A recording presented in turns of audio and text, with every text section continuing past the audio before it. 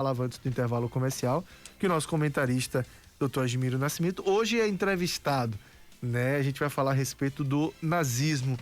Na década de 20, um pintor frustrado começou a fazer discursos inflamados nas cervejarias de Munique. Em pouco tempo, o que era visto como piada passou a juntar mais pessoas e cada vez mais seus discursos foram sendo levados a sério. Após alguns anos, Hitler formou um dos regimes mais totalitários e sangrentos que a história já conheceu.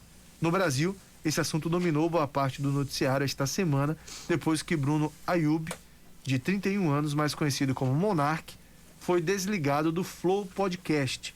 No episódio da última segunda-feira, ele defendeu a existência de um partido nazista reconhecido por lei, enquanto entrevistava os deputados federais Kim Kataguiri, do Podemos, e Tabata Amaral, do PSB.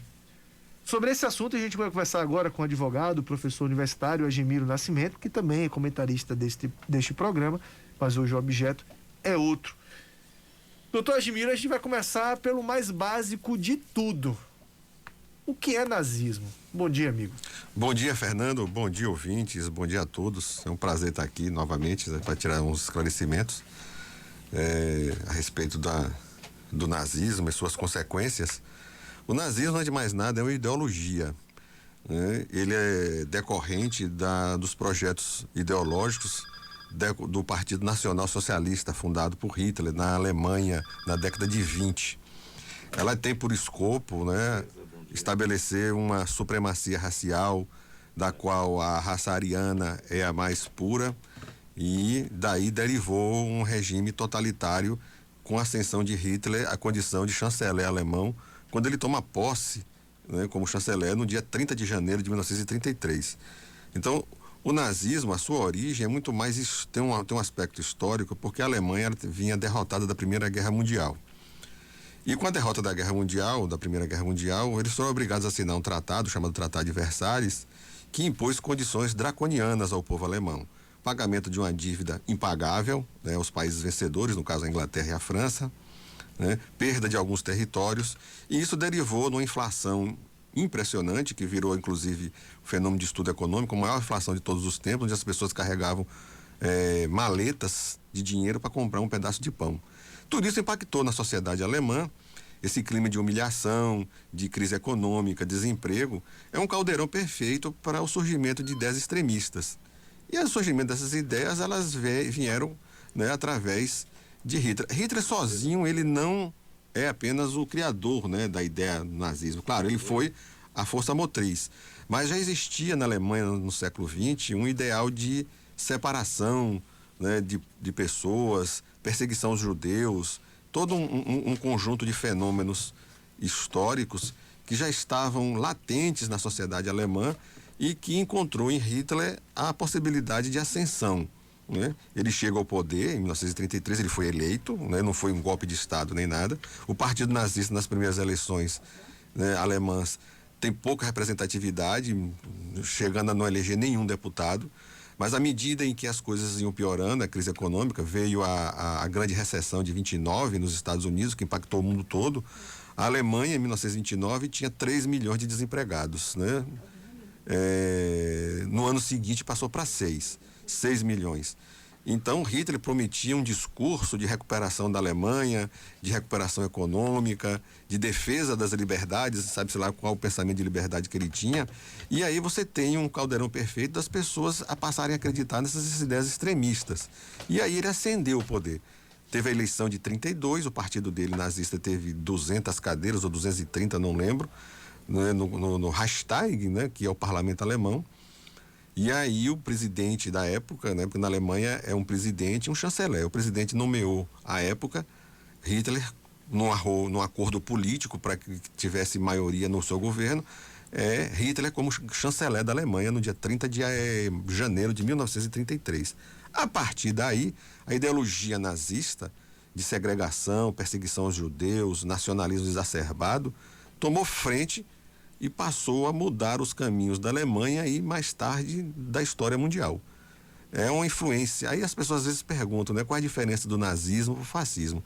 O fascismo é uma ideologia, não é uma ideologia, é um sistema político surgido na Itália anterior ao nazismo. O nazismo seria um desdobramento do fascismo, uma visão, digamos assim, mais hard, né? Mas o fascismo também não é um sistema democrático, né? De se gerir uma nação. Era totalitário tanto quanto o nazismo, mas não tinha, assim, essa posição de supremacia racial e nacionalismo extremamente exacerbado. Então, isso veio influenciar o mundo terrivelmente, né? Tanto que eclodiu a Segunda Guerra Mundial, o Partido Nazista. Pois é, e aí a gente tem várias consequências, né, dessa... Eu não gosto nem de chamar de corrente de pensamento, porque Não, isso não é nenhum pensamento, é tão abominável, tão abominável. Mas a gente teve uma série de consequências, né, trazidas a partir daí. Eu queria que o senhor falasse um pouco a respeito disso. A coisa chegou a um extremo na qual milhares de pessoas perderam a sua vida por conta disso. Queria que você falasse um pouco dessa mancha na nossa história. O impressionante é o seguinte, né? Às vezes, uma coisa que deve se observar. Hitler ascendeu ao poder de forma democrática, ele foi eleito. Ele não deu um golpe de Estado e, a partir daí, passou a ditar as regras. Ele fez um arranjo político quando ele foi eleito, em 1933, por ter maioria no parlamento, Reichstag. E aí, para que ele pudesse governar com uma certa tranquilidade, um mês e meio depois da sua posse, um mês mais ou menos, o Reichstag pega fogo, totalmente. Reichstag, para vocês verem, é o parlamento alemão.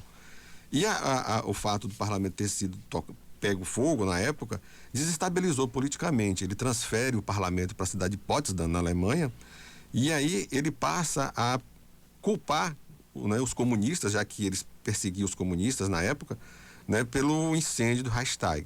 Com isso, ele passa a ter na mão o poder totalitário, porque ele consegue desestabilizar o Congresso e chamar para si. E aí o Congresso alemão, o Reichstag, em razão dessa crise política, dá a ele os poderes plenos, que era previsto na Constituição Alemã de Weimar, de 1919, uma das constituições consideradas mais democráticas do século XX, e que é modelo até hoje, né, de estudo, porque ela previa alguns benefícios sociais, a chamada Constituição Social. E Hitler governou de 33 a 45, baseado nessa monção, não digo monção não, nessa autorização com o legislativo dele, de ele governar sem a necessidade de fazer consultas ao parlamento. E a partir daí ele passa a ditar regras, né? Fazer leis que atendessem aos interesses do seu partido e dele, como perseguição aos judeus, homossexuais, pessoas que ele diziam que eram deficientes físicas. Ele passa aí a criar aos poucos os campos de concentração. Ele muda a feição política da Alemanha. Paralelo a isso, ele consegue construir uma máquina de guerra impressionante, porque o Tratado de Versalhes impedia os alemães de fazer qualquer tipo de armamento, né, de tanque de guerra. Mas ele burlou isso, passou a construir, fez uma máquina de guerra fenomenal, considerada até aquela época a maior máquina de guerra já feita até hoje em todos os tempos. E os países próximos, França e Alemanha, fecharam os olhos para isso, achando que Hitler era um delirante e que com o tempo ele sairia. O mais curioso é que a Alemanha, né, é um país culto, né, na Europa, na época da Alemanha, era o único país da Europa que 100% da população era alfabetizada. É a terra dos filósofos, né? Os maiores filósofos do mundo são alemães. E Caetano já dizia, né? Só é possível filosofar em alemão. Então, como uma Alemanha culta, né, se deixou levar por um sujeito que tinha ideias extremistas. E aí é um questionamento social que se faz até hoje, histórico, a respeito disso. E isso levou à expansão dos ideais nazistas, e Hitler viu que a Alemanha já não era assim, né, do tamanho que ele queria, né? Ele queria expandir os seus horizontes, expandir a sua ideia nazista de perseguição aos judeus, ciganos, homossexuais, e acabou degenerando numa guerra. Com o fim da Segunda Guerra Mundial, não quer dizer necessariamente que as ideias, né, que você mesmo falou aí, Fernando, não pode nem chamar isso de ideia, né, essa coisa anacrônica, cruel, sem precedentes, perpetuou ao longo do tempo, né, na Europa ainda, se vê ainda pessoas que defendem os ideais nazistas, né? E o Brasil também, né, não fica fora disso. E um detalhe, às vezes, curioso que as pessoas não saibam, é que o maior partido nazista fora da Alemanha era no Brasil, né? Foi fundado em Santa Catarina, esqueci o nome do sujeito, que depois se tornou um partido proibido, mas na Alemanha havia um interesse em expandir os seus ideais e viu no Brasil uma possibilidade de crescimento na América Latina. E o maior partido nazista fora da Alemanha no período de 20 e 30 era no Brasil, né? Nós tivemos aí uma raiz desses problemas, né? Então, como ideologia, ela permanece até hoje, infelizmente, né? A Alemanha até hoje ainda paga e sente os efeitos de uma guerra, tanto que na Alemanha é proibido se fazer qualquer tipo de saudação, livro com marca da suástica é proibido na Alemanha da cadeia, se tudo aquilo que é referenciado a respeito da ideologia nazista, hoje na Alemanha é proibido. Na Europa também, em muitos países democráticos, como a França, a Alemanha, a Espanha, a Inglaterra, a Itália, símbolos, né, do nazismo são proibidos, é considerado crime. Então é uma coisa assim impressionante, como um fanático doente, débil, como Hitler, né, uma pessoa de inteligência limitada, mas com uma capacidade oratória impressionante, conseguiu mobilizar todo um país em favor de suas ideias. Né? O mundo, né, sente até hoje os resquícios dessa ideia translocada que ele construiu ao longo dos fins das décadas de 20, 30 e com a eclosão da Segunda Guerra Mundial a partir de 1º de setembro de 1939. Bom, e aí você falou que até hoje a gente tem, né, defensores do nazismo e de fato, volta e meia a gente tem alguma discussão mais acalorada por conta disso. Recentemente a gente teve essa declaração infeliz, eu até falava no começo do programa que eu espero, na verdade, que ele tenha falado isso até por desconhecer o que é o nazismo. Porque a gente não consegue conceber uma pessoa defender com o argumento de liberdade de expressão. Como é que a liberdade de expressão algo que tira a liberdade de viver de outra pessoa, né? Então de escolha. É uma coisa que não tem justificativa. Mas onde que se encontra nos dias atuais esses traços de nazismo ainda? Onde que as pessoas podem identificar? E aí você falou que ainda tem pessoas que defendem, tem pessoas que defendem ipsilitri de tudo do nazismo? Sim, sim.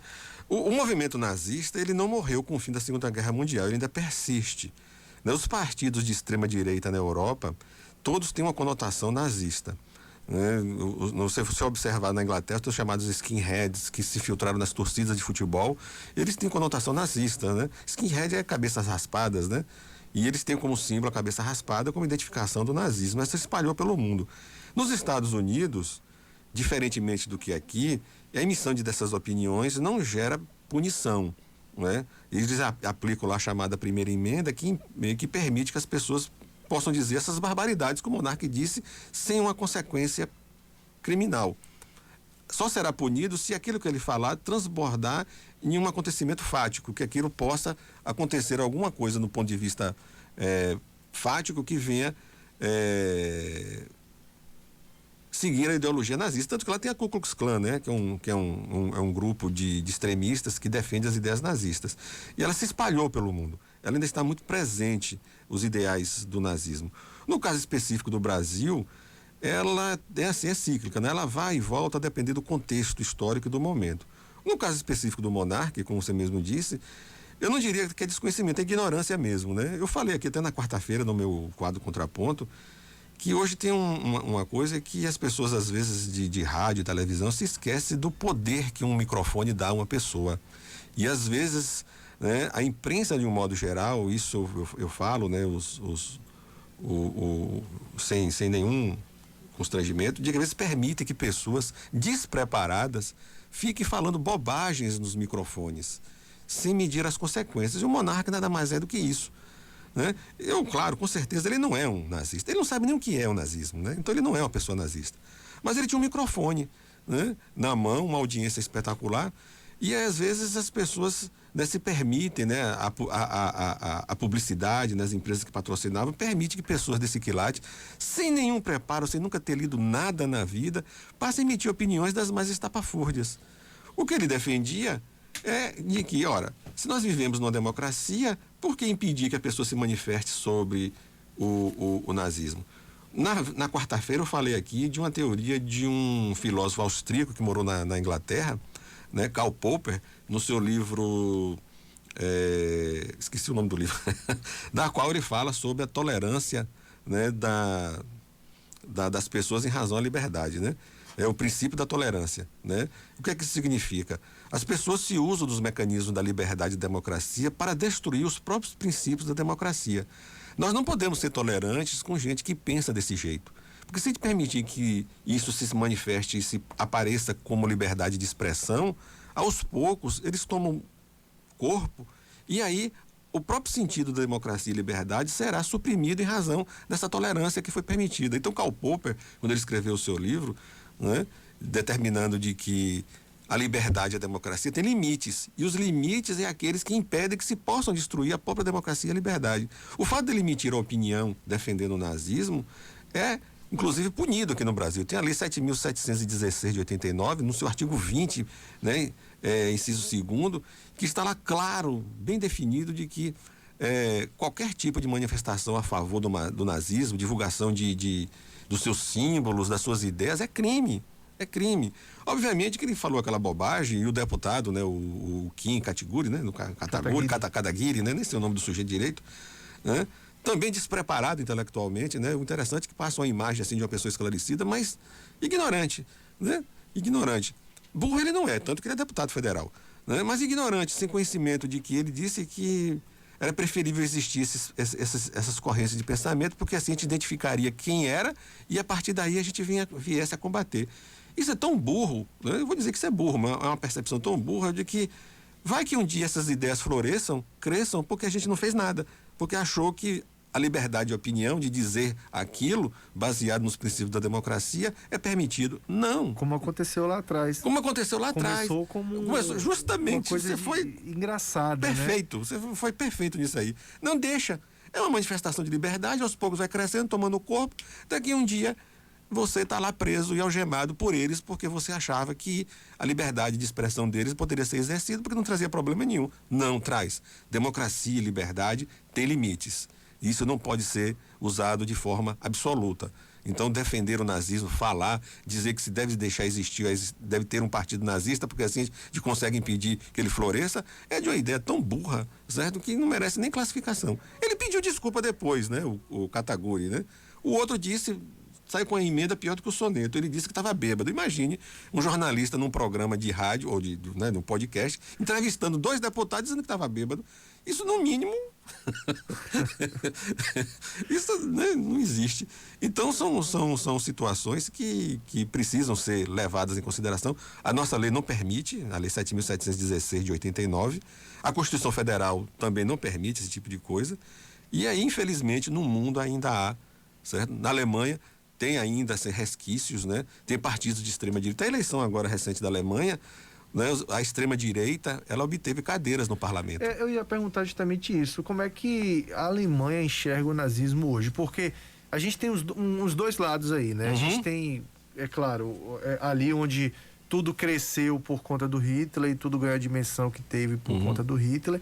Mas existe também uma parcela, e talvez seja até a maior da população, que tem até vergonha desse passado, né? Tem. Que não gosta nem muito de falar no assunto. Eu tive a oportunidade de estar na Alemanha em 2006, quando da Copa do Mundo, e aí fiz alguns passeios além Copa do Mundo, né? E entre esses passeios em Munique, eu tive a oportunidade de conhecer o campo de concentração. É um negócio pesadíssimo. Horrível. Um local grande, imenso, que tinha tudo para ser lindo se não tivesse acontecido tanta coisa que aconteceu ali. Você entra, você sente aquele aperto no peito, aquela angústia imediatamente. E à medida que você vai olhando aqueles galpões horrorosos. Os galpões, as câmaras de cremação. Você vai sentindo quase. É uma sensação quase de claustrofobia, sabe como é? Aquela coisa que você sente a ser abafado, você quer sair dali. É um negócio imenso que parece que você está num quartinho pequeno. A sensação que você tem de angústia. Mas eu notei muito um pouco de vergonha do alemão. É meio que contando aquela história com vergonha.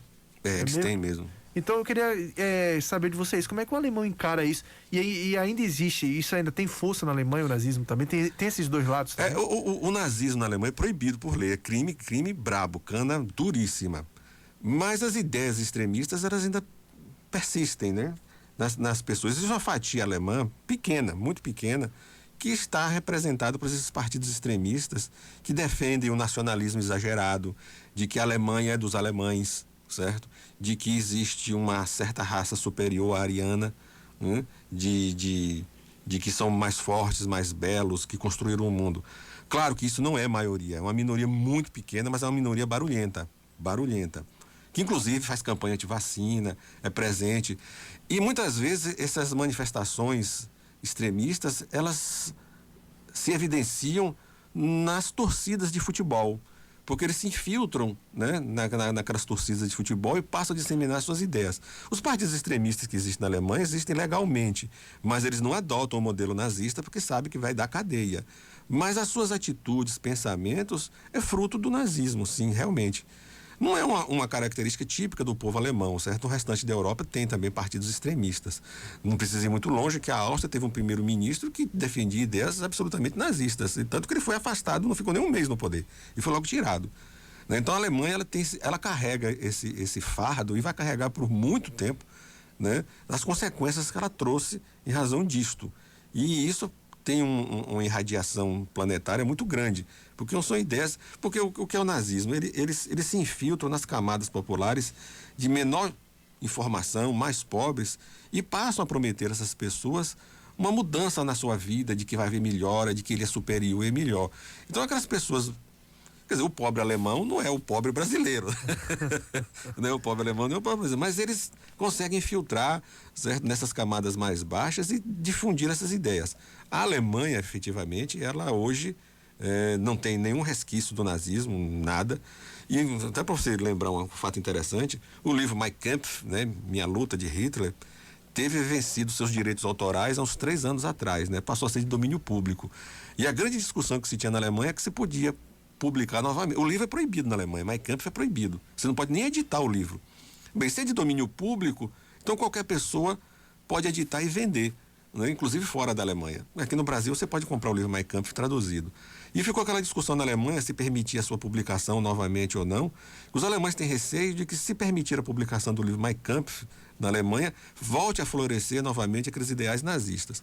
Então, o governo alemão e o parlamento decidiu, o estudo da obra do ponto de vista do contexto histórico é permitido, mas ainda continua sendo proibido, certo, a publicação do livro na Alemanha, Mein Kampf, né, que é Minha Luta, que é o livro que Hitler escreveu quando estava na prisão, que tem todos os ideais nazistas ali, de exterminação de judeu, como é que se diz, ciganos, homossexuais, negros, certo? Ou seja, uma coletânea de horrores de um sujeito débil, doente, imbecil, que deve estar, hora dessa, né, abraçado com o capeta, merecidamente. Pois é. 8h em Feira de Santana. Doutor Admiro, esse papo dava... a gente tem papo para um programa inteiro, e olhe lá se não vai ficar faltando, né? Coisa pra gente falar, faltando tempo pra gente falar tanta coisa. Mas eu quero agradecer a disponibilidade de estar com a gente mais uma vez. Você só dá uma dica dos livros e filmes, pode ser? Segunda e quarta, eu quero encerrar com isso mesmo. Segunda e quarta você está aqui com o nosso contraponto, hoje de uma forma diferente, né? A gente falando sobre nazismo, mas muito importante, até porque a gente teve essa discussão acalorada essa semana. E eu queria encerrar justamente com isso, com as dicas de livros e filmes. A gente está aí no final de semana onde muita gente vai buscar coisas para fazer, já demos dicas de filmes aqui e tudo mais, mas inclusive um documentário que eu falei, né, que trata realmente até do nazismo também, mas eu queria que você trouxesse pra gente específicos aí, livros e filmes que as pessoas podem utilizar para consumir mais informações a respeito disso. Eu indico aqui, certo, alguns livros, 2 em especiais que são assim fundamentais, né? É o Diário de Anne Frank, que inclusive está passando um filme na Netflix, né? Amiga de Anne Frank, sim. Né? A judia holandesa que foi jogada no campo de concentração. Ela escreveu um diário com 14 anos sobre o horror do que é viver numa Amsterdã ocupada pela SS, que era a polícia política de Adolf Hitler. E um livro também do italiano Primo Levi, certo? Que era um químico que foi preso num campo de concentração, e ele narra, né, a sua vida de 1944, fevereiro de 1944, em Auschwitz, até abril de 45, quando os russos chegaram lá no campo de concentração e libertou todo mundo. O livro é Isto, um Homem, Primo Levi. A narrativa dele vivendo no campo de concentração é uma coisa assim impressionante. É preciso ter sangue de barata para ler o livro. Ele sobreviveu porque ele era químico, ele era professor de química. E os nazistas viam ele no campo de concentração como uma pessoa útil. Mas todos os seus amigos morreram no campo de concentração. Eu trouxe aqui um mais recente dele, Assim Foi em Auschwitz, do Primo Levi, certo? Que é os testemunhos de pessoas que sobreviveram aos campos de Auschwitz. Então é um livro interessantíssimo. Existem diversas biografias de Hitler, uma que eu aconselho é Hitler, de Jan Kersh, um escritor inglês, que é fantástico, um livro muito bom. Eu aconselho todo e qualquer advogado que um dia vai exercer a profissão, leia o livro Eichmann em Jerusalém, de Hannah Arendt, que conta a história de um nazista alemão, do chefe do campo de concentração de Auschwitz, que foi preso em Buenos Aires. Ele fugiu da Alemanha, ficou escondido em Buenos Aires, e o governo israelense sequestrou ele e levou para Israel para ser julgado. E Hannah Arendt, grande filósofa americana, ela foi contratada pelo jornal New York Times para fazer o acompanhamento do julgamento. E aí ela cunha aquela expressão que ficou conhecida no mundo todo como a chamada banalidade do mal. O Eichmann, ele matava as pessoas, né? Ele chegava a matar mandava matar em média 30 mil pessoas, e ao fim do dia ele ia embora para casa e jantava com a família como se nada tivesse acontecido, né? Ele dizia que estava cumprindo ordens, que ele não tinha como impedir, porque senão quem ia para o campo de concentração era ele, né? E ele matava crianças, senhoras, mulheres, assim, indistintamente. E ele chegou a matar em um dia 30 mil pessoas em um dia só, por ordem dele. 5 horas da tarde ele saiu do campo de concentração e ia almoçar, jantar, comemorava o Natal com as 2 filhas dele, com a mulher, como se nada tivesse acontecido. Ele foi condenado e morto em Israel. Dos filmes, certo? Pra gente encerrar aqui, você tem um clássico, A Lista de Schindler, de Spielberg, que é em preto e branco, é fantástico, tá lá no Netflix. A Vida é Bela, que ganhou o Oscar, né, sobre a história do cinema, de um homem que conta a história para um menino, para ele não ver a presença alemã nazista. Lindo filme. Muito bom. A Operação Valkyria, com Tom Cruise, Sim. que, né, busca o assassinato de Hitler. Um que está agora na Netflix também, Munique, No Limite da Guerra, que conta os bastidores da reunião de Hitler com o primeiro-ministro inglês. Uma história interessantíssima. Tem um lapso de ficção, mas a história é interessante. Five Come Back, né, que Dilson, né, comentou e tal. Five Come Back é interessante. Aquilo é um filme proveniente de um livro, também do mesmo nome, do escritor americano, eu até botei aqui, Mark Harris. Porque havia o seguinte nos Estados Unidos. Os Estados Unidos, ele só entrou na guerra porque Pearl Harbor foi atacada. Porque Churchill fez 2 visitas a Roosevelt, e Roosevelt disse que não ia entrar na guerra, que só na briga deles. Quando os Estados Unidos foi bombardeado em Pearl Harbor pelos japoneses, aí os Estados Unidos resolveram entrar na guerra. Mas precisava mobilizar a população para a guerra que estava ali já na porta da casa deles. E o governo americano se associa a Hollywood, busca os grandes diretores para que eles pudessem fazer obras cinematográficas, incentivando a população de que a guerra era uma coisa que estava acontecendo e que precisava ser mobilizada. E aí tem esses 5 grandes diretores, né, Frank Capra, né, John Huston, John Ford, Wesley, que fez Ben-Hur, né, que resolveram se alistar e foram buscar. Inclusive o filme, no trecho do filme que tem lá, do cineasta que fez Ben-Hur, o nome dele, toda vez que esqueço o nome dele, William Wyler, né? Ele cedeu os direitos do filme dele para o julgamento de Nuremberg, que foi o julgamento que puniu os nazistas que sobreviveram à Segunda Guerra. Então ele cedeu, porque eram filmes que ele fez dos campos de concentração. Porque as pessoas não tinham noção na Segunda Guerra da existência dos campos. Ouvia falar, mas ninguém sabia. Então, né, tem cenas que você pode encontrar hoje na internet, as cenas, né, do general Eisenhower, que foi o chefe do comando militar americano, que primeiro chegou nos campos de concentração, que ele achava que aquilo era uma mentira, que contava para ele, senão o ser humano não é capaz de fazer isto. Isto é uma mentira, não é possível que exista. Quando eles chegaram lá no campo de concentração, que viram, eles ficaram horrorizados. E o Eisenhower estava lá presente, ele filmou. E está lá no documentário. Né? E aí ele autorizou que o seu filme fosse utilizado como meio de prova para punir esse bando de pilantras e miseráveis que estavam cooperando com isso. É o que eu tenho a dizer. Acho que foi, né? Interessante. Doutor Admiro, muito obrigado mesmo. Muito legal, muito bom falar sobre. Quer dizer, bom a gente fazer luz a respeito disso, né? Bom a gente informar as pessoas a respeito disso. Bom a gente trazer esse conteúdo para que as pessoas entendam de fato o que é isso, né? O que é esse nazismo aí? Porque eu falei, você falou aí do rapaz do Monark, né? Ignorância, concordo com você. Tem muita gente que não tem conhecimento, gerações mais novas que muitas vezes não adquiriram esse conhecimento, não sabem do que se trata, e é importante a gente ter conhecimento a respeito de tudo, porque a gente conhecendo tudo, a gente consegue determinar muito bem o que presta e o que não presta e para que lado a gente vai, né?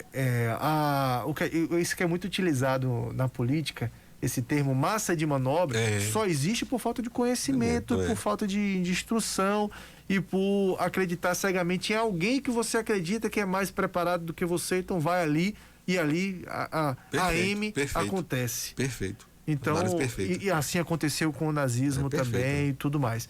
Então, muito importante a gente falar sobre isso. Ter cuidado com isso aqui, ó. E o com o microfone. Isso aqui é de uma responsabilidade muito grande. Impressionante isso aqui não dá tiro, mas... Mata muita gente. Mata muita gente. Exatamente, mata muita gente. É importante a gente falar sobre isso também, até também para estudantes de jornalismo, né, que amanhã ou depois vão estar por aqui também, vão estar fazendo o exercício da sua profissão, entender um pouco a respeito disso, ler esses livros também, né? Pois é, eu admiro mostrando aí na câmera para quem acompanha a gente na live. Eichmann, certo, aqui, ó. Isso foi um filme também, A Queda, que vocês podem achar acho que na internet. Sim, Os últimos dias de Hitler no bunker. Sim. Feito por uma secretária dele. Eu acho que eu vi esse filme. A Queda, né? A Queda. Sim. Certo? Os últimos dias de Hitler. Porque muita gente usa aquele discurso de Hitler que tem os generais. Quando tem uma coisa assim, pega aquele discurso e bota do jogo da seleção. Já falou até do Bahia uma vez.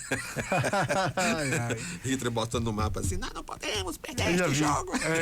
Fazendo uma paródia, um meme. Um abraço, meu amigo. Bom final de semana. Obrigado. Estou aqui à disposição. Bom tê-lo aqui sempre conosco. O doutor Admiro Nascimento, hoje nosso entrevistado. Pois é, nosso entrevistado.